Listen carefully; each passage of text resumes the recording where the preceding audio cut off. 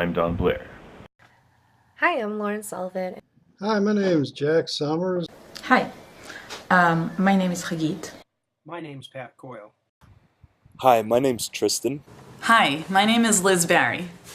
Hello there, this is Public Lab member ECTA 64. My favorite thing about Public Lab is how it brings together a lot of different types of people to work on shared goals.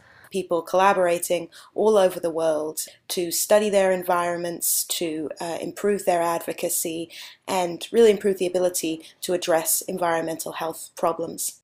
And people working together on common problems that they felt strongly about. I'm trying to help people have control over their environments. I got involved with Public Lab back when it was grassroots mapping in 2010. And I have to say, I was just totally blown away by the generosity, the intelligence, and the goodness of spirit of so many of the people in the Public Lab community, everyone I met there. I joined the group and started learning more about kite aerial photography, balloon aerial photography, and pole aerial photography, like what I'm using right now to film this. And one of my favorite projects that I've done and favorite memories is when after last year's barn raising, Scott and Don and I got together for a non-stop 2-day riffle development session, and in some point in that we forgot to eat and all we had was one crumbled up granola bar from the bottom of my backpack. And I will always remember a particularly Arctic day in January 2011 when a dozen of us jumped into canoes and dug our paddles into a frozen Gowanus canal. We were flying a camera on a balloon to search for weird patterns of ice melt that would reveal illegal chemical inflows, and we found them.